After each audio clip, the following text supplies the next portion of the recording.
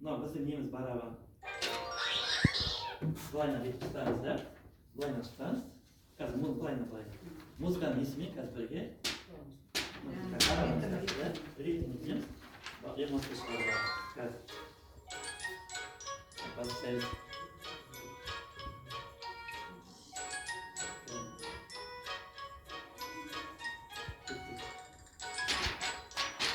Birga.